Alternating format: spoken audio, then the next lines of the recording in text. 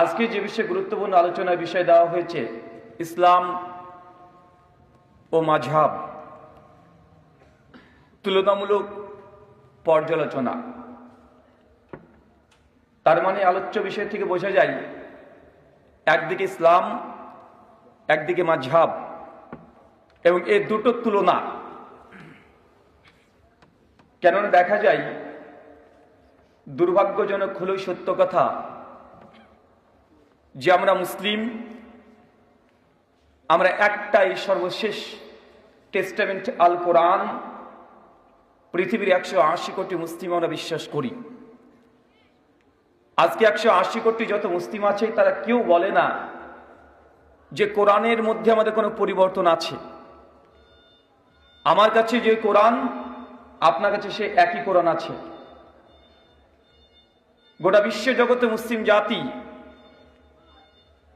একটা কিবলাকেই কিবলা মনে করে। সর্বশেষ নবী মুহাম্মদ রাসূলুল্লাহ সাল্লাল্লাহু আলাইহি সাল্লামকে শেষ সমস্ত মুসলিমরা বিশ্বাস করে। আমরা একজন স্রষ্টা আল্লাহকে বিশ্বাস করি। একটা কিবলার দিকে মুখ করে সবাই সালাত তথা নামাজ পড়ি। তারপরে দেখা যায় গোটা বিশ্ব জগতের মুসলিম জাতি বিভিন্ন দল, বিভিন্ন মাযহাব, বিভিন্ন মতবাদ, বিভিন্ন দর্শন, ইজম নিয়ে তারা একে অপরের সঙ্গে অনেক দূরত্ব তৈরি হয়েছে। তাই আলোচ্য বিষয় অনেক গুরুত্বপূর্ণ। আর এই আলোচনাটি আমাদের প্রত্যেকের কম বেশি বোঝা উচিত। আজকে আমি আলোচনা শুরুতেই আপনাদেরকে বলতে চাই যে মুসলিম উম্মার মধ্যে এত দল, এত মাযহাব, এত মতবাদ কেন তৈরি হলো এর একটা ইতিহাস বলবো, আর পাশাপাশি এর কারণ কি, এবং শেষে গিয়ে দেখাবো যে কোরআন সুন্নাহর যে ইসলাম আর প্রচলিত মাযহাব তার মধ্যে পার্থক্য কি কি আছে। এক কথায় বলতে পারেন নাম দিয়েছেন সালাফি কনফারেন্স, এবং সালাফিদের আন্দোলন, আহলে হাদিস তাদের অপর নাম, বিভিন্ন নামে তাদেরকে ডাকা হয় গুণ এবং বৈশিষ্ট্যের কারণে। এবং আহলে হাদিস সমাজ বারবার একটা কথা বলে যে মানহাজুস সালাফ, সালাফদের মানহাজ অনুযায়ী চলতে হবে। এই কথা বলা হয় না? ফাহামুস সালাফ, সালাফদের ফাহাম অনুযায়ী বুঝতে হবে। কোরআন সুন্নাহ যদি নিজের ইচ্ছে মতো যদি বুঝতে চান তাহলে পথভ্রষ্ট হবেন, এটা স্বাভাবিক। ইতিপূর্বে অনেক দল মতবাদ তারা কোরআন সুন্নাহকে নিজের বিবেক দিয়ে, কিয়াস দিয়ে, যুক্তি দিয়ে বুঝতে গিয়ে তারা পথভ্রষ্ট গোমরাহ হয়েছে। তার জন্য কোরআন এবং সুন্নাহকে বোঝার জন্য আহলে হাদিস সালাফিদের দাবি হচ্ছে যে কোরআন হাদিস বুঝতে হবে ফাহমুস সালাফ, সালাফদের বুঝ অনুযায়ী, বা এটাকে অন্যভাবে বলা যায় মানহাজুস সালাফ, সালাফদের পথ অনুযায়ী। এই দুটো বিষয় আপনাদেরকে বোঝার চেষ্টা করব। একদিকে থাকবে মানহাজুস সালাফ বা ফাহমুস সালাফ, আর একদিকে থাকবে মাযহাব।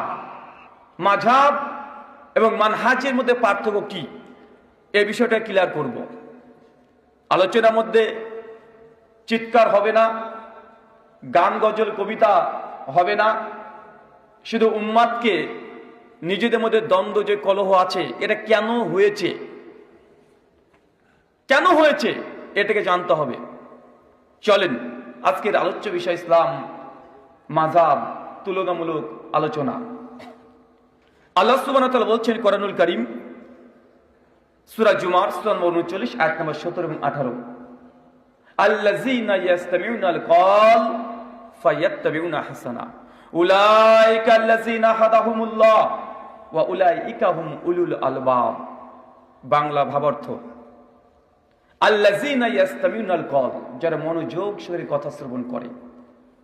আল্লাহ বলছেন যে মনোযোগ দিয়ে কথা শুনতে হবে। কোরআনের দাবি মনোযোগ দিয়ে কথা আপনাকে শ্রবণ করতে হবে, এটা আল্লাহর দাবি। কিন্তু আমাদের সমাজের সোসাইটিতে দেখবেন আগে থেকে বলে দেওয়া হয় যে ওদের আলোচনা সভা শোনা যাবে না, ওরা যে আলোচনা সভা করছে ওখানে যাওয়া যাবে না। তারা কোরআন শুনতে, আলোচনা শুনতে তারা বাধা প্রদান করে থাকে। কিন্তু আল্লাহর দাবি যারা মনোযোগ ছেড়ে কথা শ্রবণ করে, ফায়াত্তাবিউনা আহসানা, আর শোনার পরে যেটা সবচেয়ে আহসান, উত্তম, বেস্ট, এটাকে গ্রহণ করার মতো হৃদয় থাকে। শুধু শুনলেই হবে না আজকের আলোচনা, হৃদয়টাকে উন্মুক্ত রাখতে হবে যে আমি শুনবো এবং শোনার পরে যেটা সবচেয়ে উত্তম এটাকে গ্রহণ করব। এবং হৃদয় যে উন্মুক্ত নিয়ে আলোচনা শ্রবণ করবে, আল্লাহ বলছেন উলাইকা আল্লাযিনা হাদাহুমুল্লাহ, আমি আল্লাহ এই ধরনের ব্যক্তিকে মূলত হেদায়েত করে থাকি, এদেরকে আমি হেদায়েত দিই। আল্লাহ যাকে তাকে হেদায়েত দেন না। আল্লাহ চাইলে আবু জাহেলকে হেদায়েত দিতে পারতেন, আবু লাহাবকে হেদায়েত দিতে পারতেন, উদবা, সাইবা, ফিরাউন, নমরুদ, পৃথিবীর বড় বড় যারা ইসলামের বিরুদ্ধে আচরণ করেছে, আল্লাহ তাদেরকে হেদায়েত দিতে পারতেন না? পারতেন। কিন্তু আল্লাহ হেদায়েত পাওয়ার জন্য কয়েকটা শর্ত বেঁধে দিয়েছেন। প্রথম, যে তাদেরকে মনোযোগ দিয়ে শুনতে হবে। শুধু শোনাটাই যথেষ্ট নয়। অনেক মানুষ শোনে কিন্তু হৃদয়টাকে তালাবদ্ধ রেখে শোনে। তারা কান দিয়ে শুনছে কিন্তু এটা গ্রহণ করতে হবে, হক জানার পরে প্রত্যাখ্যান করে দেয়। আল্লাহ তার জন্য শর্ত বেঁধে দিয়েছে, আল্লাযীনা ইয়াসতামিউনাল কওল, যারা মনোযোগ দিয়ে শ্রবণ করবে, ওয়া ফায়াত্তাবিউনা আহসানা, শ্রবণ করে ক্ষান্ত নয়, বরং তারা সবচেয়ে উত্তম জিনিসের অনুসরণ করবে। উত্তম জিনিস কোনটা? আমি যে কথা বলছি সেটা উত্তম না। অমুক পীর সাহেব কোনো কথা বলছে সেটা উত্তম, অমুক ঠাকুর, পণ্ডিত, পুরোহিত তারা যে কথাগুলো বলছে সেটা উত্তম জি না। উত্তম কোনটা? হাদিসের মধ্যে ব্যাখ্যা স্পষ্টভাবে বিদ্যমান আছে। সহিহ মুসলিম হাদিস নাম্বার 850 আমি খুতবায় পাঠ করেছি, ফাইন্না খায়রাল হাদিসি কিতাবুল্লাহ, সবচেয়ে উত্তম কথা কার কথা বলেন? আল্লাহর কথা। ফাইন্না খায়রাল হাদিসি কিতাবুল্লাহ, সবচেয়ে দুনিয়াতে যারা যত কথা বলুক না কেন সবচেয়ে উত্তম কথা হচ্ছে আল্লাহ সুবহানাহু ওয়া তাআলার কথা, তথা কোরআনুল কারীমে যে কথা আছে এটা হচ্ছে উত্তম কথা।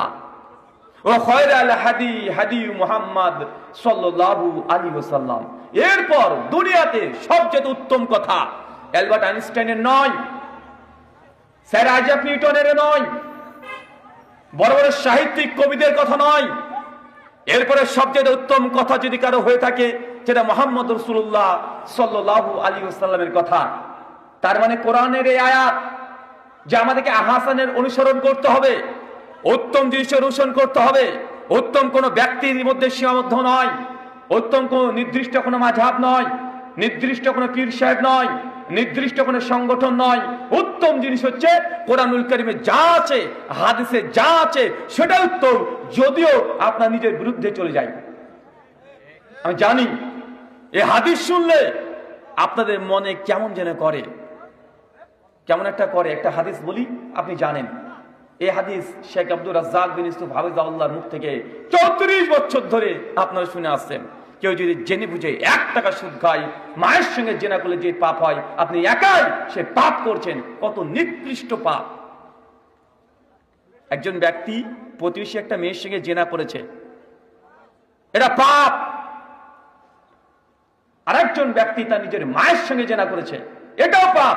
পাপের লেভেল আছে না নাই? কত নিকৃষ্ট! আমি জানি এই হাদিসটা শুনলে আপনার হৃদয়ে ধাক্কা লাগে, মুখটা কালো হয়ে যায়, ছোট হয়ে যায়, কারণ আপনি সুদের সঙ্গে যুক্ত আছেন। কিন্তু কিছুই করার নেই, এটাই হাসান, এটা উত্তম। নিজের বিরুদ্ধে গেলেও আপনাকে মানতে হবে। কিন্তু আমাদের সমাজে দেখা যায় যে না, আমরা শুনবো না। শোনা থেকে অনেক মানুষকে বিরত রাখে।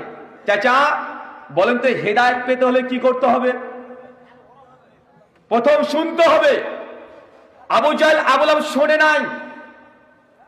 যখন আল্লাহ নবী কোরআনুল কারীম পাঠ করতেন, আবু জাহেল, আবু লাহাব তাদের সঙ্গ পাঙ্গ থেকে বাধাগ্রস্ত করতেন, খবরদার মুহাম্মদের মজলিসে কেউ যাবে না, কারণ তার কাছে করে শুনলে কোনো মানুষ ফেরত আসে না, তার ধর্ম সবাই গ্রহণ করে নাই। তার মানে না শোনা এর কার সিফাত, কাদের বৈশিষ্ট্য? আবু জাহেল, কাফের, মুশরিক, তাদের সিফাত। আর হৃদয় যদি উন্মুক্ত রাখেন, আল্লাহ বলছেন আমি তাদেরকে হেদায়েত দান করব। আমরা হেদায়েত চাই তো ইনশাআল্লাহ? আমরা হেদায়েত চাই। হেদায়েত পাওয়ার মূল মাধ্যম যে আপনাকে হৃদয় উন্মুক্ত রাখতে হবে, তালাবদ্ধ রাখা যাবে না। আবু জাহেল, আবু লাহাব, ফেরাউনের মতো হৃদয়টাকে তালাবদ্ধ করলে চলবে না। এটা হচ্ছে এক শ্রেণীর মানুষের কথা কোরআন মাজিদে বলছে। আর এক শ্রেণীর মানুষের কথা কোরআনে বলছে, দেখেন সূরা বাকারা সূরা নম্বর 2 আয়াত নম্বর 77, সূরা মাইদা সূরা নম্বর 5 আয়াত নম্বর 4, সূরা জুখরুফ আয়াত নম্বর 23-24, বিভিন্ন জায়গাতে, সূরা আম্বিয়া 51 নম্বর আয়াত, বিভিন্ন জায়গাতে, কমপক্ষে 7 থেকে 8 জায়গাতে বিভিন্ন কিরাতের পরিবর্তে এসেছে। আল্লাহ বলছেন ওয়া ইযা কিলা লাহুম তাআলাউ মা আনজালাল্লাহ ওয়া ইলা রাসূল ক্বালু হাসবুনা মা ওয়াজাদনা আলাইহি আবাআনা। আল্লাহ বলছেন, হে নবী, সমাজে কিছু মানুষকে দেখবেন, যখন মানুষকে বলা হবে ওয়া ইযা কিলা লাহুম, এসো এইদিকে এসো, আপনি যখন ডাকবেন এইদিকে এসো, ওয়াইজা কিলা লাহুম তাআলাউ মা আনজালাল্লাহ, কোন দিকে? যা আল্লাহ নাযিল করছে তার দিকে এসো। কিছু মানুষকে দেখবেন চট করে দাঁড়িয়ে তারা বলবে, তারা বলবে হাসবুনা, আরে আমাদের জন্য তো যথেষ্ট, আমাদের জন্য যথেষ্ট। কি যথেষ্ট? মা আযাদনা আলাইহি আবাআনা, আর আমরা ওটা পেয়ে খুশি হয়ে গেছি, ওটাই যথেষ্ট, যার উপরে আমাদের বাপ দাদা পূর্বপুরুষদেরকে পেয়েছি। এই শ্রেণী মানুষ সমাজে আছে না নাই? এই শ্রেণী মানুষের সমাজে থাকবে, কিয়ামত পর্যন্ত থাকবে। কোরআনের আয়াত 1400 বছর আগে এসেছে। দেখেন সেম 1400 বছর আগে অন্ধকারের যুগ, এরকম লাইটটা দূরের কথা, হারিকেনে কাঁচ আবিষ্কার হয় নাই, সাইকেল তো দূরের কথা, সাইকেলে ভল্টিউ আবিষ্কার হয় নাই। কিন্তু যুগ যত গিয়েছে, মানুষ যন্ত্র পাতি দিয়ে আধুনিক হয়ে গেছে। পৃথিবীতে বসে মঙ্গল গ্রহে ফাটল খুঁজে বেড়াচ্ছে, আছে না কথা বলেন? যুগ উন্নত হলেও মানুষের চিন্তা চেতনা 1400 বছর আগের মতোই আছে না কথা বলেন? আছে। মানুষকে যখন সত্যের দাওয়াত নিয়ে যাবেন, মানুষকে যখন সত্য গ্রহণ করতে বলবেন, সেই সময় আবু জাহেল, আবু লাহাব, উদওয়া, সাইবা, তারা যে দোহাই দিয়েছিল, আজকের দিনে সেই সব মানুষ এখনো বিদ্যমান। তাদের চেহারার পরিবর্তন হলেও তাদের মগজ, ব্রেনের পরিবর্তন হয় নাই। তাদের মুখ দিয়ে একই কথা বের হয় বারবার, যারে তোমরা এই কথা বলছো, আরে আমাদের বাপ দাদাকে এই আমল করতে দেখেছি, এসব নতুন জিনিস নিয়ে আসলো, যেমনটা আমাদের নবী আলাইহিস সালামকে বলেছিলেন। এই দুই কোয়ালিটির মানুষ বিদ্যমান থাকবে, এখনো আছে, ভবিষ্যতেও থাকবে। ইসলাম কি? ইসলাম যখন দুনিয়াতে এসেছিল, এটা তো নবী আদম থেকে এসেছিল। আর মুহাম্মদ সাল্লাল্লাহু আলাইহি ওয়াসাল্লামকে যখন কোরআনুল কারীম দেওয়া হয়, তার পূর্বের যুগকে কি বলা হয়? আইয়ামে জাহিলিয়া, অজ্ঞতার যুগ, মূর্খতার যুগ, বর্বরতার যুগ। মানুষ অন্ধ অনুসরণ করত, বিভিন্ন ধর্মীয় নেতা যা বলতো তাই মেনে নিত, ধর্ম নেতাদের কথাই চূড়ান্ত, দলিল প্রমাণ জ্ঞান কিছু তাদের কাছে ছিল না, যা বলতো তাই মেনে নিত তারা। ইসলাম এসেছে কোরআনুল কারীম নিয়ে, অজ্ঞতার বিরুদ্ধে। কে এসেছে বলেন তো ভাইজান? কোরআন এসেছে। তার মানে বোঝা গেল এই অজ্ঞতা বর্বরতাকে দূর করার জন্য ইসলাম মূলত ওহী নিয়ে এসেছে, ওহীর ঝর্ণা ধারা দিয়েছে এই অজ্ঞতাকে দূর করার জন্য। মানে ইসলাম উল্টো ভাবে বললে হয় এক ধরনের জ্ঞান। ইসলাম এসেছে দলিল নিয়ে। কি নিয়ে কথা বলেন? দলিল। যে না, বাপ দাদা যে ধর্ম পালন করেছে, বাপ দাদা যে বিশ্বাস করেছে, সেটা প্রকৃত ধর্ম নয়, ধর্মকে বিকৃত করা হয়েছে। নবী ইব্রাহিমের দিনকে আবার দলিল দিয়ে আল্লাহ নবী প্রতিষ্ঠা করে গেছেন। আল্লাহ নবী নতুন করে দিন বা ধর্ম নিয়ে আসেননি। সূরা আহকাফ 46 আয়াত নাম্বার 9 আল্লাহ নবীকে বলছে, হে নবী, আপনি জানিয়ে দেন কুম্মা কুনতু বিদাম মিনার রাসূল, আরে আমি নতুন কোন নবী নন, আমি নতুন কোন মেসেজ নিয়ে আসিনি তোমাদের কাছে, নতুন কোন দাবি নিয়ে আসি নাই। আরে আমার পূর্বেও অজস্র নবী রাসূল এসেছে, আমি নতুন কোন দাওয়াত নিয়ে আসি নাই। আমার পর নবী ইব্রাহিম, দাউদ, সুলাইমান, ইউনুস, ইউসুফ, ইয়াকুব সবাই যে দাওয়াত নিয়ে এসেছে, আমি নবী মুহাম্মদ একই দাওয়াত নিয়ে এসেছি, নতুন কোনো বার্তা নিয়ে আসিনি। তাদের দিনকে, ধর্মকে বিকৃত করেছে। আমি যদি অন্য ধর্মের দিকে আলোচনা করতে যাই, আলোচনা লম্বা হয়ে যাবে, যে ধর্ম বিকৃত কিভাবে হয়। চলেন কয়েক মিনিটে দেখাই। আচ্ছা, আল্লাহ সুবহানাহু ওয়া তাআলা কি পৃথিবীতে ইহুদি বলে কোন ধর্ম পাঠিয়েছেন? ইহুদি কোনো ধর্মই না, ইহুদি হচ্ছে বংশ, জাতি। কিভাবে? নবী ইব্রাহিম আলাইহিস সালাম তার দুজন স্ত্রী হাজেরা, সারা, সারার গর্ভে জন্মগ্রহণ করলেন ইসহাক আলাইহিস সালাম। তার সন্তানের নাম ইয়াকুব। ইয়াকুব আলাইহিস সালামের 12 সন্তান, তার মধ্যে একজন ইউসুফ, বিনিয়ামিন, 12 জন। এই যে 12 জন যে গোত্রটা আছে, এটা চিলড্রেন অফ ইসরাইল, বনি ইসরাইলে পরিচিত লাভ করলো। অপরদিকে ইসমাইল আলাইহিস সালামের বংশ থেকে দীর্ঘ 1500 বছর আল্লাহ কোন নবী দেননি, কোন নবী নেই। 1500 বছর পর আমাদের নবী তিনি জন্মগ্রহণ করছেন। এই যে ইহুদি কারা? ইহুদিদের আকীদা বিশ্বাস হচ্ছে এটা যে তওরাত হচ্ছে লাস্ট টেস্টামেন্ট, সর্বশেষ কিতাব, এরপরে কোনো কিতাব আসবে না। তারা অস্বীকার করে দেয় নবী মূসার পরে কোনো নবীকে তারা মানে না। যারা এই তওরাত আর নবী মূসাকে পেয়ে ক্ষান্ত হয়ে গেছে, এরা মূলত এই বনী ইসরাইল বা ইহুদি বংশ বা ইহুদি ধর্মের আপনি বলতে পারেন। খ্রিস্টান কারা? তারা দাবি করলো ইহুদিদের মধ্যে যে না না না না, আর একটা আসমানি গ্রন্থ আসার কথা আছে, আর একজন নবী আসার কথা আছে, সেটা হচ্ছে ঈসা আলাইহিস সালাম।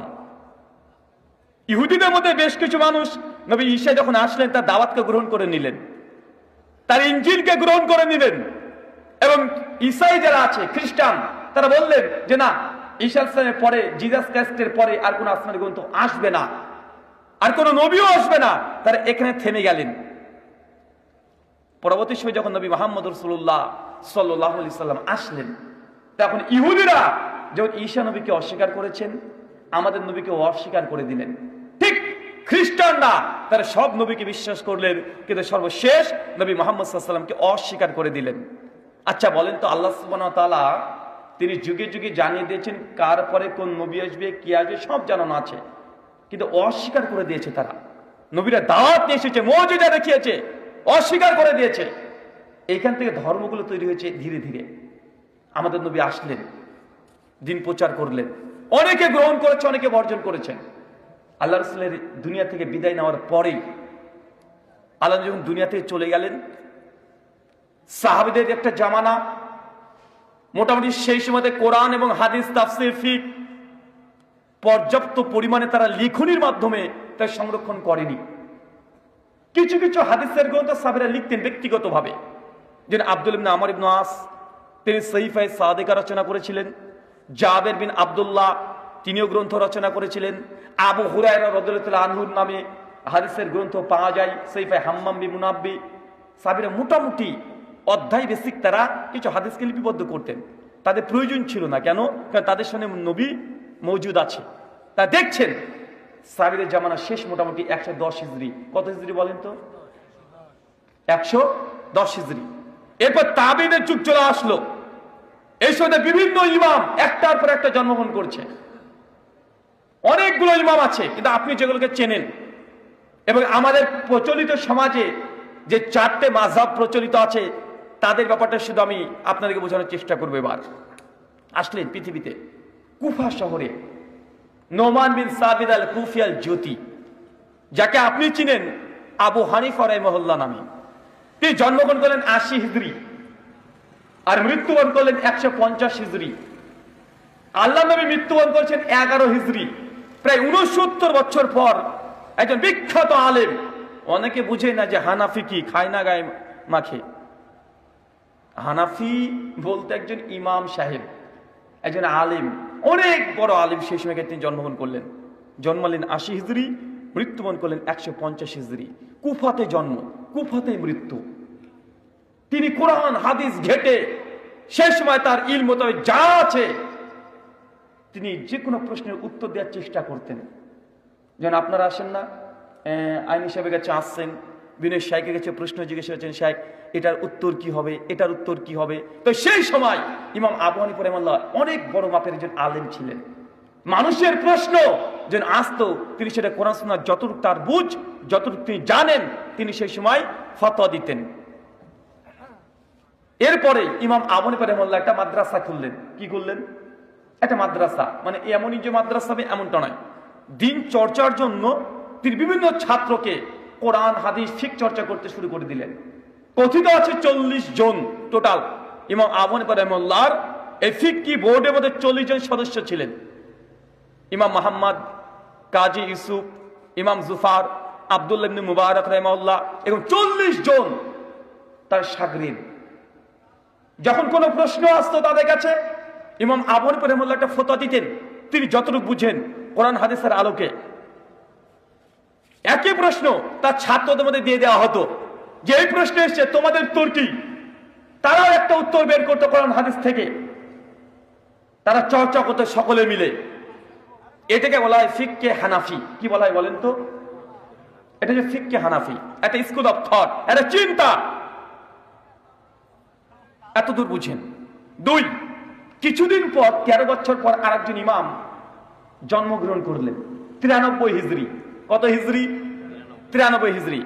ইমাম মালিক রাহিমাহুল্লাহ, তিনি জন্মগ্রহণ করলেন মদিনাতে। কোথায়? মদিনাতে। আল্লাহর নবীর যেখানে মসজিদ আল নববী আছে তার আশেপাশে তিনি জন্মগ্রহণ করলেন। মৃত্যু পর্যন্ত তিনি মদিনায় ছিলেন। তিনি যথারীতি ইলম চর্চা করলেন, অনেক বড় মাপের একজন আলেম। মদিনাতে মানুষ তার কাছে প্রশ্ন জিজ্ঞাসা করত, তিনি কুরআন সুন্নাহ অনুযায়ী যতটুকু বুঝতেন ফতোয়া দিতেন। তারও অনেকগুলো শিষ্য ছাত্র তৈরি হয়ে গেল। তাদেরকে নিয়েও তিনি একটা কমিটি গঠন করলেন, যে কোনো মানুষের প্রশ্ন যখন আসবে সেই সময় আমরা কিভাবে অ্যান্সার করব। ইমাম মালিক রাহিমাহুল্লাহ সেই সময়তে তার ছাত্রবৃন্দু নিয়ে, অনেকজন ছাত্র আছে, ইমাম কাসিম, তিনি সবচেয়ে মালিকি মাযহাবের সবচেয়ে বেশি ফতোয়াকে তিনি সংকলন করেছেন। তার বিখ্যাত গ্রন্থ আছে মুদাতুল কুবরা। ইমাম মালিকের মুওয়াত্তা মালিক আছে, নাম শোনা আছে না ভাইজান? মুওয়াত্তা মালিক যতটা না হাদিসের গ্রন্থ, তার চেয়ে দ্বিগুণ ফিকহের গ্রন্থ, ফতোয়া ফরাইজের গ্রন্থ। এটি ইমাম মালিক জন্মালেন 93 হিজরি আর মৃত্যুবরণ করলেন 179 হিজরি। ইমাম মালিকের সঙ্গে ইমাম আবু হানিফার কখনো সাক্ষাৎ হয়নি। সাধারণ মানুষ মনে করে মানে 4 মাযহাবের ইমাম 4 জন বসে এক টেবিলে বসে তার কোরআন হাদিস ঘেটে ঘেটে কিছু বের করেছে, এমনটা নয়। কিন্তু আরেকজন ইমাম আসলেন, ইমাম শাফিঈ রাহিমাহুল্লাহ। তিনি জন্মগ্রহণ করলেন আজকের দিন গাজা, ফিলিস্তিন। কোথায়? আজকে যেটা গাজা, ফিলিস্তিনে। মানে একজন ইমামের বাড়ি থেকে আরেকজন ইমামের বাড়ির দূরত্ব দেখেছেন কয়েক হাজার কিলোমিটার। আর সেই সময় এত এই এরোপ্লেন ছিল না, 4 চাকা গাড়ি স্পিড নিয়ে চলে যাবে এরকম ছিল না। মানে কয়েক হাজার কিলোমিটার যেতে হলে 2 মাস 3 মাস করে সময় লাগতো। ইমাম শাফিঈ আর আজ পর্যন্ত জন্মগ্রহণ করছেন ফিলিস্তিন, গাজাতে। একই ব্যাপার, তিনিও পড়াশোনা করছেন, অনেক বড় আলেম। তারও ছাত্র শাগরেদ তৈরি হয়েছে। তিনিও অনেক প্রশ্নের উত্তর দিয়েছেন, তার প্রশ্নগুলোকে আলাদাভাবে জমা করা হয়েছে। এতে শাফিঈ মাযহাব। জন্মগ্রহণ করলেন 150, মৃত্যুবরণ করলেন 204 হিজরি। এরপর আর একজন ইমাম, ইমাম আহমদ ইবনে হাম্বল রাহিমাহুল্লাহ। ইমাম শাফিঈর বিখ্যাত গ্রন্থ আছে মুসনাদে শাফিঈ। মাকতায়ে শামিলাতে খুঁজবেন, পেয়ে যাবেন। এখন পিডিএফ অ্যাভেলেবেল পাওয়া যায় বইগুলো, হার্ড কপি মার্কেটে চলে এসেছে। মুসনাদে শাফিঈ। আরেকজন ইমাম, ইমাম আহমদ ইবনে হাম্বল, জন্ম 164, মৃত্যুবরণ করে 241 হিজরি। 10 লক্ষ হাদিসের হাফেজ। চিন্তা করতে পারছেন? 10 লাখ হাদিসের হাফেজ। 4 ইমামের মধ্যে হাদিসের খেদমত সবচেয়ে যিনি বেশি করেছেন ইমাম আহমদ ইবনে হাম্বল রাহিমাহুল্লাহ। 10 লক্ষ হাদিসের হাফেজ। তার বিখ্যাত গ্রন্থ, আজ পর্যন্ত তার চাইতে বড় গ্রন্থ হাদিসের এনসাইক্লোপিডিয়া বলতে পারেন, মুসনাদ আহমদ। 52 খণ্ডে। বইটাকে শেখ সুহাইব বার্নতে তাহাকিক তালিক সহ নুসখা এখন বর্তমান পাওয়া যায়। হাফেজ জাইনের পাওয়া যায় তাহাকিকৃত। তবে সুহাইব বার্নতে তাহাকিক বর্তমান করে বিশ্বজগতে সবচেয়ে বেশি চলছে। আচ্ছা, 4 মাযহাব বুঝতে পারলেন? এবং এটা বুঝে নেন যে 4 ইমাম একসঙ্গে কখনো এক টেবিলে বসেনি। বসে কোনো চিন্তাধারা নিয়ে তারা কোনো ফতোয়া ফরজ দেয় নাই। এই যে 4 মাযহাবের 4 ইমাম 4টে প্রান্ত থেকে তৈরি হয়েছে, তারা কোরআন সুন্নাহ যতটুকু বুঝেছে সে অনুযায়ী ফতোয়া ফরজ দিয়েছেন। আচ্ছা, আহলুল হাদিস এখানে চলে আসবে আবার। বা আমরা নিজেদেরকে, আমাদের অস্তিত্ব কখন থেকে? ইমাম আবু হানিফা জন্মগ্রহণ করেছে কত হিজরি বলেন তো? 80 হিজরি। 4 ইমামের প্রথম ইমাম কে হলো তাহলে? ইমাম আবু হানিফা রাহিমাহুল্লাহ। তার পূর্বে কোনো ইমাম সেইভাবে বিদ্যমান ছিল না। অনেকে ছিল, ইমাম আউজাই রাহিমাহুল্লাহ ছিল সমসাময়িক কালে, সেই সময়কার ইমাম মালিকের ছাত্র লাইস বিন সাদ ছিল, অনেকে ছিল। আর বড় বড় ইমাম সেই সময়তে ছিল, ইসহাক বিন রাহুইয়া, ইমাম সোর, ইমাম দাউদ, অনেকে ছিল। কিন্তু এই চারটে হচ্ছে মৌলিক প্রধান, যাদের ফতোয়া ফরজ গ্রন্থ আকারে মার্কেটে এখনো পাওয়া যায়। আহলে হাদিস আমাদের দাবি যে সেই সময় থেকে ছিল, যেটা সাহাবী রাদিয়াল্লাহু আনহুদের জামানা থেকেই আহলে চিন্তা চেতনা, স্কুল অফ থট, কিভাবে শরীয়তকে বুঝতে হবে, সেই সময় থেকে এই আহলে যে মানহাজ, এটা নাম না থাকলেও এই চিন্তাধারা বিদ্যমান ছিল। কি ছিল বলেন তো ভাইজান? চিন্তাধারা। একটা প্রমাণ দিয়ে বুঝতে পারবেন। দেখেন, 4 ইমামের শেষ ইমামের নাম কি? ইমাম আহমদ ইবনু হাম্বল। মৃত্যুবরণ করছে কত হিজরি? 264 হিজরি। আচ্ছা, ইমাম তিরমিজি নাম শুনেছেন?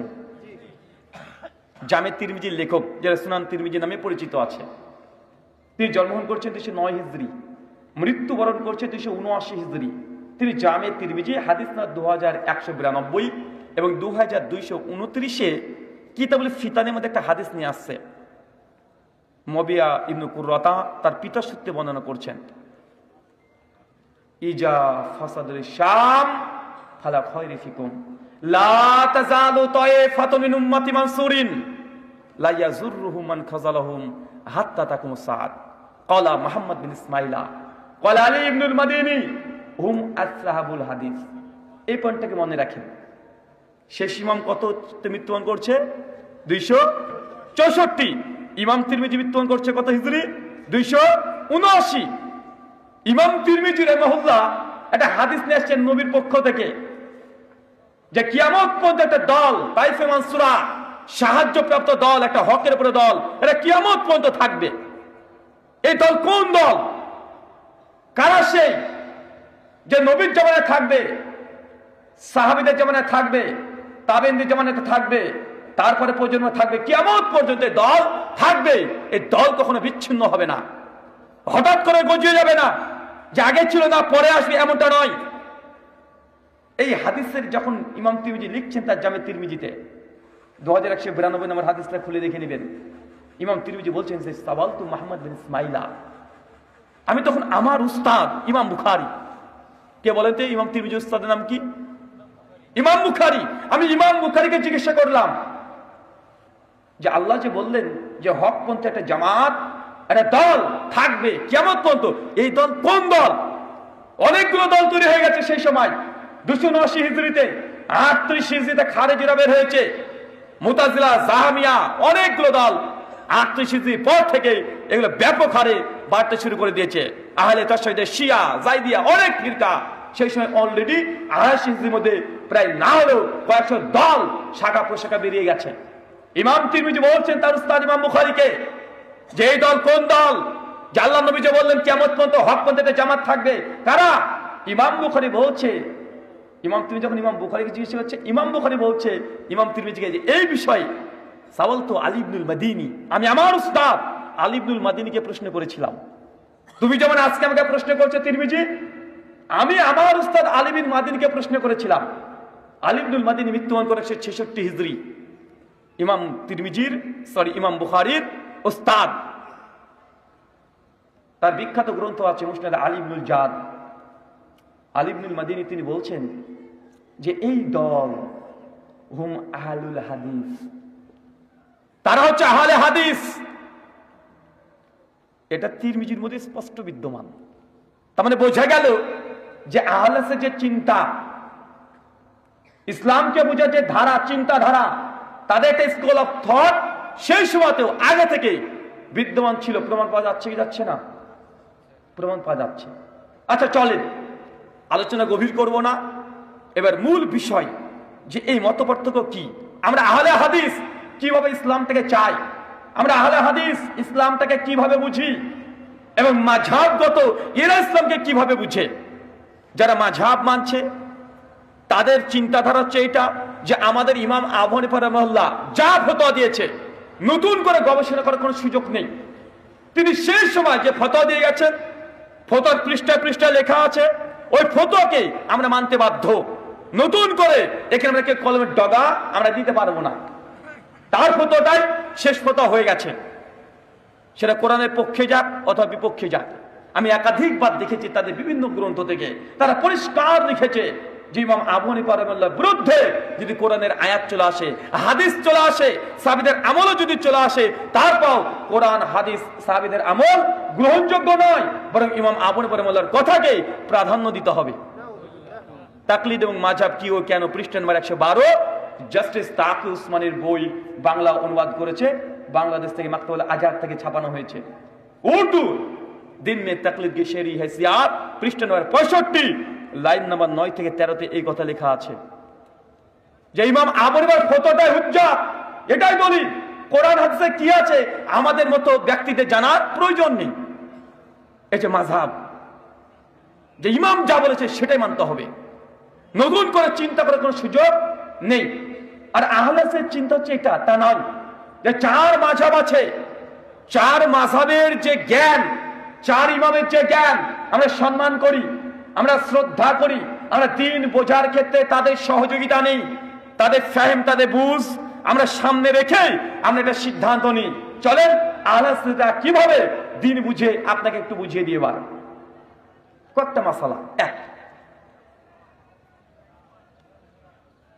ধরেন নামাজে যখন আমরা সূরাতুল ফাতিহা পড়ি, সবাই পড়ি না? হানাফি, শাফি, মালিকি, হাম্বলি সবাই পড়ে। ইমাম শাফির মাযহাব হচ্ছে এইটা, যখন নামাজে কেউ সূরাতুল ফাতিহা কিরাতে পড়বে সেই সময়তে আউযু বিল্লাহ, বিসমিল্লাহ এরা সশব্দে পড়তে হবে। কি বলেন তো? যে না আলহামদুলিল্লাহি রাব্বিল আলামিন জোরে বলছি, আউযু বিল্লাহ বিসমিল্লাহ এটা জোরে বলতে হবে। এটা শাফিদের মাযহাব। ইমাম শাফি এই ফতোয়া তিনি দিয়েছেন এবং গোটা বিশ্বের শাফিরা দেখবেন আউযু বিল্লাহ বিসমিল্লাহ তারা সশব্দে পড়ে। আর ইমাম আবু হানিফা রাহিমাহুল্লাহ তিনি বলছেন যে না, আউযু বিল্লাহ বিসমিল্লাহ এটা সশব্দে পড়া যাবে না, এটা মনে মনে জীবন নড়িয়ে পড়তে হবে। ইকরা বিফি নাফসিক মনে মনে পড়তে হবে।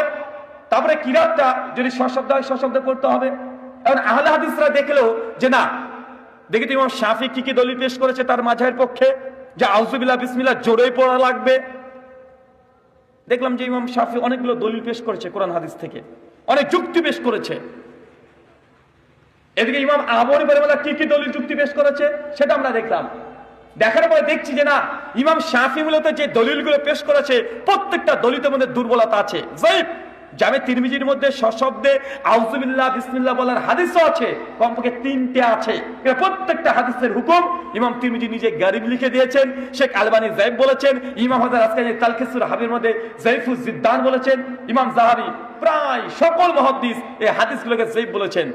আমাদের আহলে হাদিস মানহাজ অনুযায়ী দেখলাম যে না, আসলে এইভাবে ইমাম শাফি যে মাসালা দিয়েছে এই মাসালা ইমাম আবু হানিফার দলিলের চাইতে দুর্বল। এই মাসালা ইমাম আবু হানিফার যে দলিল অকাট্য, একদম সহিহ সূত্রে প্রমাণিত যে আউযু বিল্লাহ বিসমিল্লাহ নবী জোরে পড়তেন না। এই মাসালা দেখলাম যে ইমাম আবু হানিফা 100% হকের উপরে আছে। আমরা আহলে হাদিস কোরআন সুন্নাহ তুলনা করলাম, আলেমরা যে দলিল পেশ করেছে তুলনা করলাম, কাদের দলিল হকের উপরে? এই মাসালাই ইমাম আবু হানিফা রাহিমাহুল্লাহ হকের উপরে আছেন। আলহামদুলিল্লাহ আমাদের আহলে হাদিসের ফতোয়া এটাই যে নামাজে আউযু বিল্লাহ বিসমিল্লাহ এটা অনুচ্চ স্বরে পড়তে হবে। এতটুকু বুঝতে পারলেন? আচ্ছা একটু উল্টে দিয়ে বার। এরপরে ইমাম আবু হানিফা রাহিমাহুল্লাহর মাসালা, মুক্তাদি যারা থাকবে নামাজে সূরাতুল ফাতিহা পড়বে না, এটা মাকরুহে তাহরিমি। কি বলেন তো? নামাজে সূরাতুল ফাতিহা পড়া কি মাকরুহে তাহরিমি। আমি দলিল দিচ্ছি না, শুধু তাদের ইখতিলাফ দেখাচ্ছি। আর আহলে মানহাজ কিভাবে গ্রহণ করেছে এটা বোঝানোর চেষ্টা করছি। দলিল অনেক আলোচনা হয়েছে। ইমাম আবু হানিফার নিকটে ইমাম পেছনে মুক্তাদি সূরা ফাতিহা পড়বে না। আর ইমাম শাফির মাযহাব যে না, ফাতিহা পড়া ওয়াজিব, ফাতিহা পড়তে হবে, না পড়লে নামাজই কবুল হবে না। আবার ইখতিলাফ হয়ে গেল দুই ইমামের মধ্যে। আহলে হাদিসের মানহাজ কি আমরা দেখলাম। ইমাম শাফি কি কি দলিল দিয়েছে দেখি তো। সূরা ফাতিহা পড়ার পক্ষে অনেকগুলো 3 দলিল জমা করেছেন। আবার দেখলাম ইমাম আবু হানিফা রাহিমাহুল্লাহ মাকরুহের পক্ষে কি কি দলিল দিয়েছে, তিনিও বেশ কিছু দলিল দেওয়ার চেষ্টা করেছেন। সালাফি উলামারা তদন্ত করে দেখলেন যে আসলে কার দলিলটা মজবুত বেশি আছে। তো গবেষণায় দেখা যাচ্ছে এই মাসালা ইমাম শাফির যে দলিল অকাট্য, সহিহ সূত্রে প্রমাণিত। কিন্তু এই মাসালাই ইমাম আবু হানিফা রাহিমাহুল্লাহর যে দাবি বা তার গবেষণা একটু ত্রুটি ঘটে গেছে। দুর্বল ঘটে গেছে, তার হাদিসের মধ্যে, তার ব্যাখ্যার মধ্যে, বুঝের মধ্যে দুর্বলতা আছে। আমরা আহলে হাদিসের সিদ্ধান্ত নামাজে ইমাম হোসেন সূরা ফাতিহা পড়বে, এটাই ও হকের নিকটবর্তী। আমরা এটা প্রতি ফতোয়া দিয়েছি। কত কি বুঝতে পারলেন? আচ্ছা, এটা আর এক জায়গা থেকে ঘুরে আসি। এটা হাম্বলি মাযহাবের সঙ্গে আমরা তুলনা করে দেখি। ইমাম আহমদ ইবনে হাম্বলের মাযহাব, তার ফতোয়া নামাজে যখন রুকু থেকে উঠবেন সামি আল্লাহু লিমান হামিদা বলে তারপর বাম হাতে পরে ডান হাত রেখে আবার বুকে পরে বাঁধতে হবে। এটা হাম্বলীদের ফতোয়া। ইমাম আবুর ফতোয়া হাত থেকে ছেড়ে দিতে হবে, ইরসাল ইয়াদাইন ছেড়ে দিতে হবে। আমরা দেখলাম ইমাম আহমেদ কি কি হাদিস নকল করেছেন তিনি তার পক্ষে। আবু হানিফা রাহিমাহুল্লাহ কি কি দলিল তিনি এসেছেন তার মাঝের পক্ষে। দেখছি ইমাম আহমেদ যে দলিল পেশ করেছেন মুসনাদ আহমেদের মধ্যেও আছে, ওই সনদের মধ্যে দুর্বলতা আছে। যায়েব শারীক কাজে একজন রাবি আছে দুর্বল, একটা হাদিস পাওয়া যায় যে হাত পুনর্বার বাঁধা, একটা হাদিস পাওয়া যায়। ইমাম আবু হানিফার মাযহাবের পক্ষে অনেকগুলো বেশ কিছু দলিল এবং যুক্তি, যেগুলো যুক্তিসম্মত কিয়াস, সেগুলো পাওয়া যাচ্ছে। আহলে হাদিসদের ফতোয়া যে না, ইরসাল ইয়াদাইন করে দেওয়া, ছেড়ে দেওয়া, এই মাসালায় ইমাম আবু হানিফার মাযহাব 100% হকের উপরে আছে। আমরা এটা গ্রহণ করেছি। কত কি বুঝতে পারলেন? চলে একটু মালিকি মাযহাব থেকে ঘুরে আসি। ইমাম মালিক রাহিমাহুল্লাহ তার ফতোয়া ফরজ নামাজে আল্লাহু আকবার বলে তাকবীর দিয়ে হাতটাকে বাম হাতে করে ডান হাত আমরা যে বাঁধি, ইমাম মালিক বলছেন না, বাঁধার দরকার নেই, ছেড়ে দিতে হবে, পুরোটা ছেড়ে দাও, ঝুলিয়ে দাও। ইরসাল ইয়াদাইন তাকবীর দিয়ে ইরসাল ইয়াদাইন হাতকে ছেড়ে দিতে হবে। ইমাম মালিকের মাযহাব এটা। মালিকরা এর উপরে আমল করছে দীর্ঘদিন ধরে। মুদাতুল কুবরার মধ্যে এই ফতোয়াই মজুদ আছে ইমাম মালিক থেকে, সহিহ সনদে প্রমাণিত আছে। আমরা দেখলাম ইমাম মালিক কি দলিল দিয়েছে, হাত ছেড়ে দেয় কি দলিল দিয়েছে। দলিলগুলো দেখছি যে মূলত কোনো দলিলই তিনি দেননি, কয়েকটা আসার নিয়ে এসেছেন সাহাবীদের, তাও যায়েব। আমরা দেখলাম ইমাম আবু হানিফা রাহিমাহুল্লাহ বলছেন যে না, নামাজের তাকবীর তাহরিমা দেওয়ার পরে বাম হাতে পরে ডান হাত রাখতে হবে। কোথায় রাখতে হবে এটা আলাদা মাসালা, কিন্তু হাত যে বাঁধতে হবে, চার মাযহাবের তিন মাযহাবই একমত। আমরা আহলুল হাদিস, আমরা এই ফতোয়াতে আমরা কাদেরকে গ্রহণ করছি কথা বলেন? বাকি তিন মাযহাব, ইমাম আবু হানিফা, ইমাম শাফিঈ, ইমাম আহমদ ইবনে হাম্বল রাহিমাহুল্লাহ। আমরা ব্যক্তি কোন ব্যক্তি মালিকিরা দেখছে সব মুওয়াত্তা মালিকের হাদিস আছে, নবী বাম হাতে করে ডান হাত রাখতেন, সাল বিন সাদ থেকে হাদিস বর্ণনা আছে, মুওয়াত্তা মালিকের 253 নম্বর হাদিস। তারপরে মালিকিরা আজকের দিনেও এখনো তারা এই হাত ছেড়ে দিয়ে নামাজ পড়ছে, অথচ ইমাম মালিকের মুওয়াত্তার মধ্যে হাত বাঁধার হাদিস আছে। কথা বুঝতে পারলেন? এটাকে বলা হয় গোলামি করা। ইমাম যা বলেছে ওই কথার পরে আমল করা। আহলে হাদিসদের বুঝ এমনটা নয়। অনেকগুলো মাসালা দেওয়া যাবে এভাবে। ইমাম আবু হানিফা রাহিমাহুল্লাহর মতে ওযুর সময়তে নিয়াত করা জরুরি নয়। বাদাউস সানায়া প্রথম খণ্ড 1920 পৃষ্ঠাতে লিখে রেখেছে। হানাফি মাযহাব অনুযায়ী নামাজে ওযুর সময়তে নিয়াত করাটা জরুরি নয়, নিয়াত করার প্রয়োজন নেই। শাফি, হাম্বলি, ইসহাক বিন রাহুইয়া আরো অনেক মাযহাব যারা আছে ইমাম, তাদের মতে যে না, ওযুর সময়তেও আপনাকে নিয়াত করতে হবে। আমরা এটা তুলনা করে দেখলাম যে আবু হানিফা রাহিমাহুল্লাহর পক্ষে কি দলিল আছে। দেখছি না, এই মাসালা আবু হানিফা রাহিমাহুল্লাহর দলিল একটাও সেই সূত্রে প্রমাণিত কিছুই নেই। ওই শাফি, হাম্বলি তাদের দলিল ওয়াকাত কোরআন হাদিস দ্বারা প্রমাণিত। আমরা এই মাসালায় কাকে গ্রহণ করেছি? বাকি তিন ইমামকে গ্রহণ করেছি। তুলনামূলক আলোচনা যদি করতে যাই অনেকগুলো চলে আসবে। ইমাম আহমদ ইবনে হাম্বল রাহিমাহুল্লাহর ফতোয়া, হাম্বলীদের ফতোয়া, আজকে আপনি ওযু করলেন, মোজাটাকে ঢুকিয়ে দিলেন। এখন মোজা যদি খুলে ফেলেন, কি বলেন তো ভাইজান, মোজা যদি খুলে ফেলেন তাহলে আপনাকে আবার পুনর্বার ওযু করতে হবে। মানে ওযু অবস্থায় আছেন, ওযু ভাঙেনি, কিন্তু মোজা খুলে ফেললে ওযু ভেঙে যায়, আবার নতুন করে আপনাকে ওযু করতে হবে। শাফি মালিকিদের ফতোয়া যে না, যদি এমনটা হয় তাহলে ওযু করার প্রয়োজনে দ্রুত মোজা পরে ফেলতে হবে। কেননা ওযু ভঙ্গের কারণ এটা নয় যে মোজা খুলে ফেললে ওযু ভেঙে যাবে। ইমাম আবু হানিফা রাহিমাহুল্লাহর ফতোয়া হচ্ছে এটা যে না, কেউ যদি ওযু অবস্থায় পায়ের মোজা যদি খুলে ফেলে তাহলে তার পাটাকে শুধু ধুলে যথেষ্ট হয়ে যাবে। কত কি বুঝতে পারলেন? তিন মাযহাবের, চার মাযহাবের তিন রকম ফতোয়া আছে শুধু এই মাসার উপরে। আহলে হাদিস জমহুর যারা মত দিয়েছেন এই মাসালাতে শাইখুল ইসলাম ইবনে তাইমিয়া, ইমাম শাওকানি রাহিমাহুল্লাহ, নবাব সিদ্দিক হাসান খান হুফালি রাহিমাহুল্লাহ, তাদের ফতোয়া যে না, মূলত কেউ যদি অজু যদি করে মোজা পরে ফেলে আর অজু ভঙ্গের কারণ যদি না ঘটে, সে যদি একটা মোজা চেঞ্জ করে আর একটা মোজা পরিধান করে, তাহলে অজু পুনর্বার করার দরকার নেই। আলী বিন আবি তালিবের হাদিস আছে, আর অনেকগুলো আসার তারা পেশ করে থাকে। আচ্ছা, একটা মাসালা বলি, যে মাসালাটা আহলে হাদিস সমাজে বলা হতো, কিন্তু কোরআন সুন্নাহর খিলাফ হওয়ার কারণে আহলেরা বাতিল করে দিচ্ছে। সম্মিলিত মুনাজাত মনে পড়ছে না ভাইজান? জি, আহলেরা সম্মিলিত মুনাজাত করতো না আগে? করতো তো। কোরআন হাদিসের আলোকে যখন দেখছে যে না, এটা তো দলিল দ্বারা প্রমাণিত নয়, আহলেরা বাদ দিচ্ছে কি দিচ্ছে না? বাদ দিচ্ছে। আহলের মূল দাবি 1400 বছর আগে নবীর যে অবিকৃত ইসলাম, সেই ইসলামে ফিরে যেতে হবে।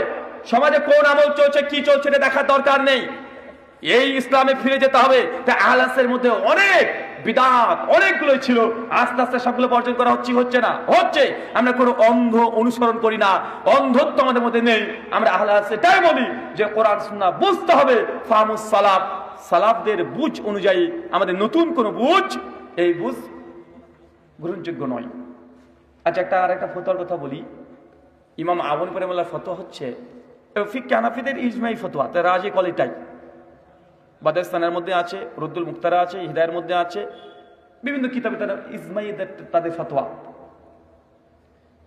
জবরদস্তি তালাক হবে কি হবে না, এই মাসালা তুমুল বিতর্ক আছে। জবরদস্তি তালাক, জবরদস্তি বোঝেন মানে আপনার স্ত্রীকে দেখা যাচ্ছে আপনার শালা এসে বোঝাই আমার বোনকে তালাক দে, আপনি আপনার স্ত্রীকে তালাক দিয়ে দিলেন, ইচ্ছে ছিল না কিন্তু তালাক দিয়ে দিলেন।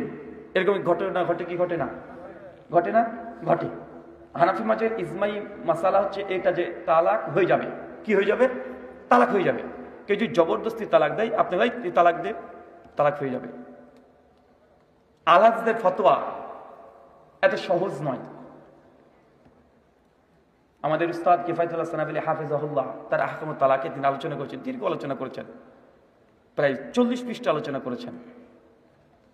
কেউ কাউকে জবরদস্তি করে তালাক দিলেই সেটা তালাক বলে গণ্য ততক্ষণ হবে না। 4খানা শর্ত আছে। কয়টা? 4টে শর্ত আছে। এক, যে আপনার শালা এসে বোঝাই আমার বোনকে তালাক দে। এখন যিনি এই জবরদস্তি করছেন তাকে দেখতে হবে তার ক্ষমতা আছে না নাই। এমনি আপনাকে বলে তালাক দে, আপনি তালাক দিয়ে দিলেন, যে তালাক দিয়ে দেন, এটা জবরদস্তি প্রমাণ হলো না। জবরদস্তি ততক্ষণ প্রমাণ হবে না যতক্ষণ না পর্যন্ত আপনার মৃত্যুর হুমকি আসছে। কি আসছে? কথা বলেন, কথা বলেন। মৃত্যুর হুমকি, তালাক দে, নচেৎ তাকে শেষ করে দেব। যদি মৃত্যুর হুমকি থাকে, তারপর যদি আপনি তালাক দেন, তবে সেটা জবরদস্তি ধরা হবে। নচেৎ কে এসে বলে দেয় তালাক দে, আপনি মনে মনে চাচ্ছিলেন যে তালাক দেবো দেবো ভাবছেন, আপনিও দিয়ে দিলেন ছয়ে, এটা তালাক হবে না, জবরদস্তি প্রমাণ হবে না। কথা বুঝতে পারছেন? তাই জবরদস্তির জন্য মৃত্যুর হুমকি লাগবে। 2, যদি কেউ একটা হুমকি দিল এই তালাক দে, আর আপনি মৃত্যুর ভয়ে বলে দিলেন, এমনটা নয়। বরং যে আপনাকে হুমকি দিচ্ছে তার ক্ষমতা, পাওয়ার থাকতে হবে যে না আসলে এই লোকটা এই কাজ করে ফেলতে পারে, সম্ভাবনা আছে। অনেক সময় আছে না, মা বোঝাই তুই খেয়ে নে, না তো তোকে মেরে ফেলবো। এখন ছেলে তো জানছেন না মা আমাকে মেরে ফেলবে না, এরকম হুমকি আছে না? কথা বলেন। তার মানে যে ব্যক্তি হুমকি দিচ্ছে সেরকম করে ফেলার ক্ষমতা রাখে, পাওয়ার আছে, করে ফেলার মতো সম্ভাবনা আছে। এমন জিনিস সম্ভাবনা থাকে 2 নম্বর স্টেপ আগে পার করতে হবে। 3, যাকে হুমকি দেওয়া হচ্ছে তার প্রতিরোধ করার ক্ষমতা নাই। কি নাই? কথা বলেন। মানে আপনাকে এসে আপনার শালা যে বোনকে তালাক দে, একদম মানে ধরেন তরবারি ধরেছে, এখন আপনারও ক্ষমতা আছে, পাওয়ার আছে যে তাকে এক থাপ্পড় মেরে ফেলে দেয়, আমার স্ত্রী তালাক দেবো মানে তুই কে রে? এরকম আছে না? কথা বলেন। আছে।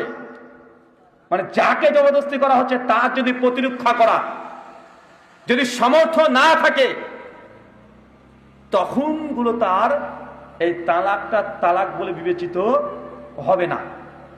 জবরদস্তি বুঝতে পারলেন কি না? মাথাটা উল্টো দিকে। তালাকের মাসালা খুব কঠিন, মানুষ বুঝতে কম পারে।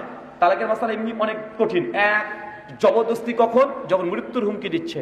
2, যে ব্যক্তি এই হুমকি দিচ্ছে তার সামর্থ্য আছে, করে ফেলার মতো ক্ষমতা আছে। 3, যাকে হুমকি দেওয়া হচ্ছে তার সামর্থ্য নেই প্রতিরোধ করার। তারপরে যদি আপনি তালাক জিনিস থেকে দিয়ে দেন, তাহলে এই তালাক হবে না, এই তালাক বাতিল হবে। কেন? ইবনে মাজাহ তিরমিজির একাধিক হাদিস আছে, আল্লাহ নবী বলেছেন আমার উম্মতের জবরদস্তি ভুল ক্রমে কোনো কিছু বলে, কোন ক্রমে যদি কোনো কিছু ঘটিয়ে ফেলেন, এটা ধার্তব্যের মধ্যে নয়। সূরা আন-নাহলের 106 নম্বর আয়াতে ব্যাখ্যাতে আছে, আম্মার বিন ইয়াসর রাদিয়াল্লাহু আনহুকে সেই সময় কাফেররা জোর করে শিরকি বাক্য বলে নিয়েছিল না, নিয়েছিল। এই আয়াতে তাফসীরে পেয়ে যাবেন যে জবরদস্তি কাউকে যদি কোনো শিরক করে দেওয়া হয়, জোর করে শিরক করে দিয়েছে, তরবারি ধরে আপনাকে জয় ইসলাম বলিয়ে নিয়েছে, তরবারি ধরে মৃত্যুর হুমকি দেখে কে যদি শিরক করে নেয়, কবর বাজার সিজদা দিয়ে নেয়, তাহলে আপনি বেঈমান বা মুশরিক হবেন না। কেন? এটা ইচ্ছার বিরুদ্ধে জবরদস্তি আল্লাহ ধার্তব্যের মতো গ্রহণ করে না। কিন্তু আমাদের সমাজে আছে জবরদস্তি কি, যদি আপনি ঘুমের যুগে এসে বউকে বলে দেন তালাক, তো বউ অটো তালাক হয়ে গেছে, আছে না ভাইজান? এসে বলছে তোকে তালাক, তোর মাকে তালাক, তোর 14 গোষ্ঠীকে তালাক, তালাক হয়ে গেল। সমাজে আছে না? নাই, আছে। আল্লাহ সুবহানাহু ওয়া তাআলা আমাদের এই কথাগুলো বোঝার তৌফিক দান করো, সকলে পড়ি আমিন। এই 4 মাযহাবের যে ফিকহি যে দৃষ্টিকোণ আলসের বাইরে নয়, আহলে হাদিস 4 মাযহাবের যে উসুল, যে নীতিমালা, সবগুলোকে প্রাধান্য দিয়ে যেটা হকের নিকটবর্তী আমরা সেটাকে গ্রহণ করার চেষ্টা করি। আমরা নতুন কোনো কিছু নিয়ে আসি এমনটা নয়। আমরা এই জন্য বলি যে আমরা কোরআন এবং সুন্নাহ বুঝি, ফাহমুস সালাফ, সালাফদের বুঝ অনুযায়ী। আমাদের সঙ্গে তাদের পার্থক্য কি? আমাদের সঙ্গে তাদের পার্থক্য, আমরা 4 মাযহাবের জ্ঞানগুলোকে আমরা সামনে রেখে একটা সিদ্ধান্ত দিই, আর তাদের নিজের মাযহাবে যা আছে তারা সেটাই মানে।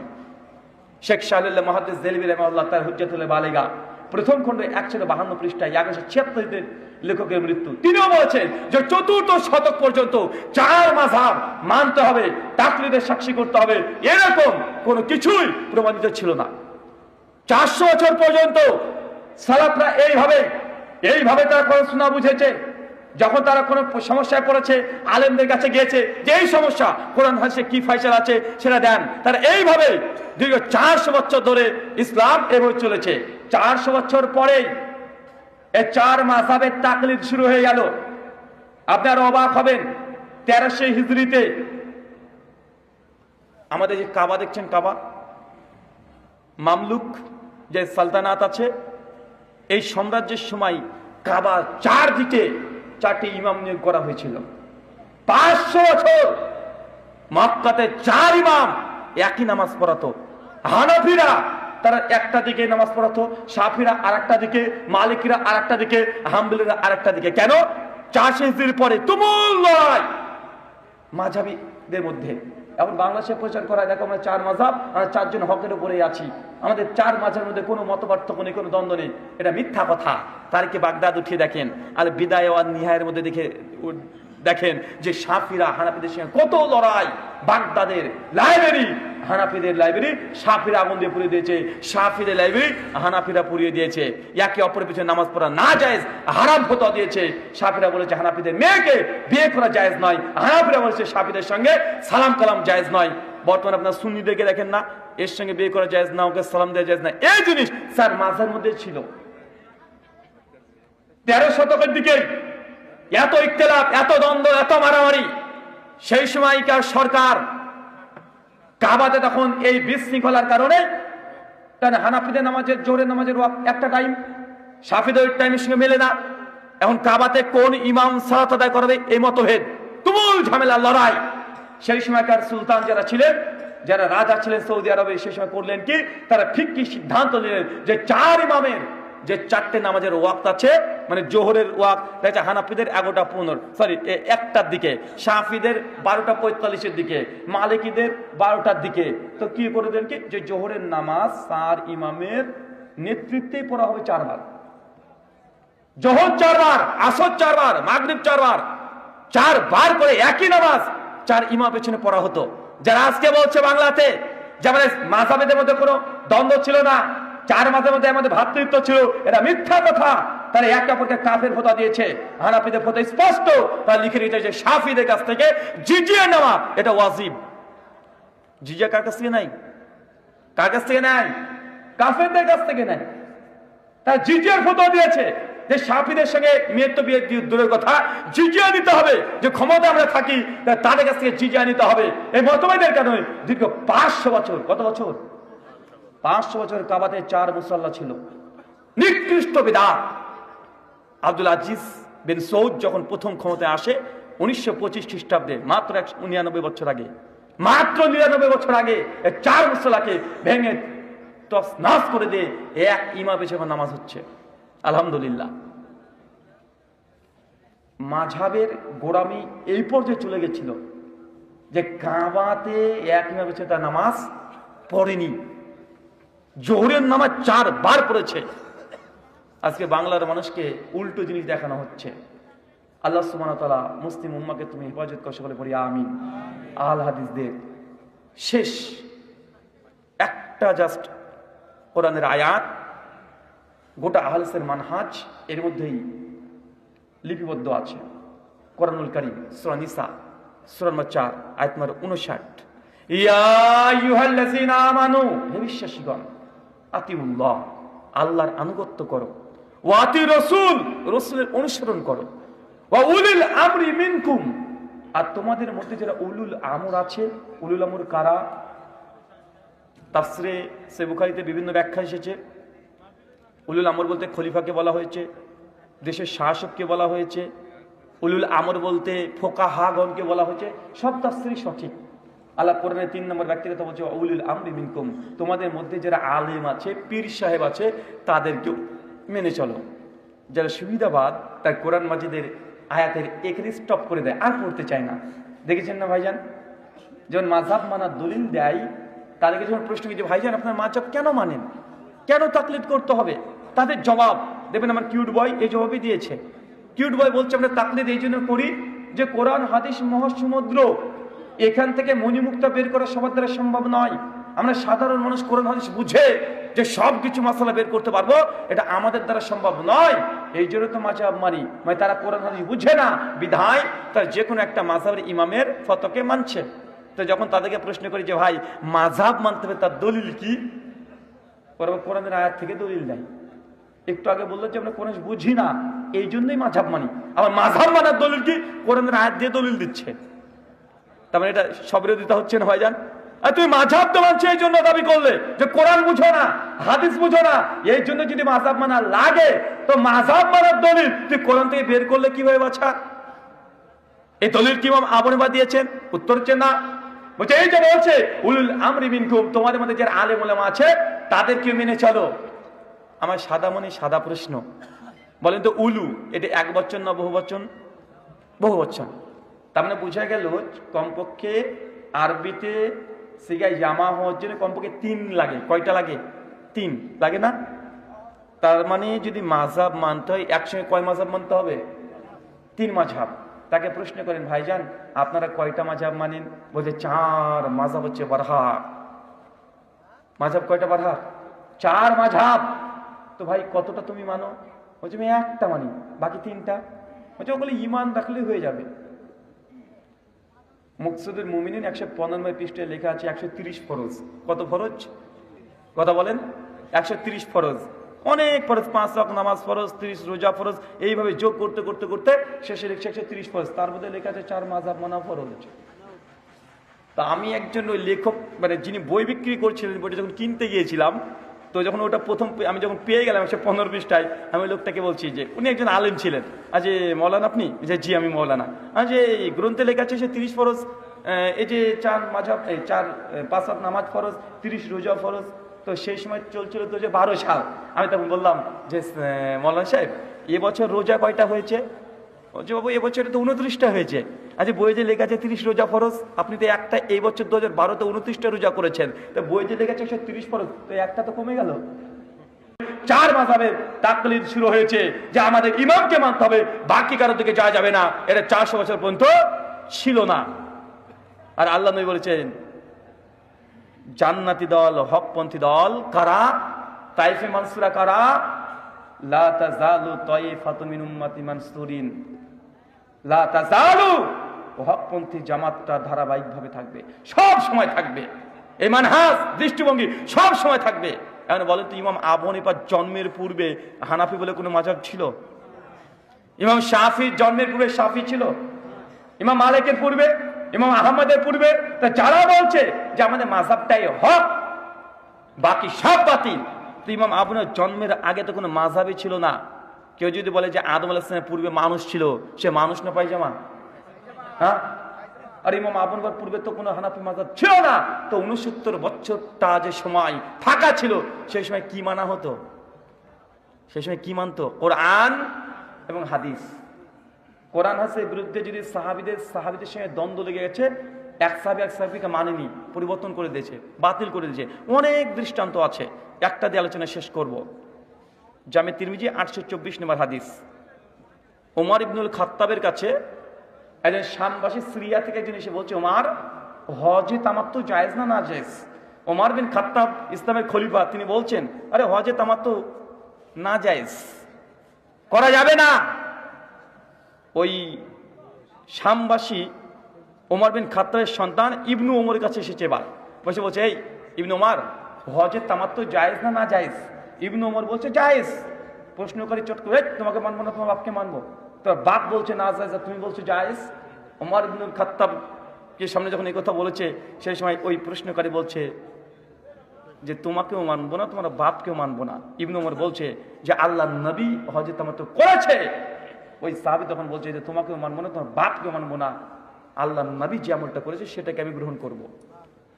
অনেক দৃষ্টান্ত আছে যে সাহাবীদের মধ্যে দুজনের মধ্যে স্ববিরোধিতা চলে এসেছে, কিন্তু মানার সময় তারা কোরআন ও হাদিসের দিকে তারা প্রত্যাবর্তন করেছে।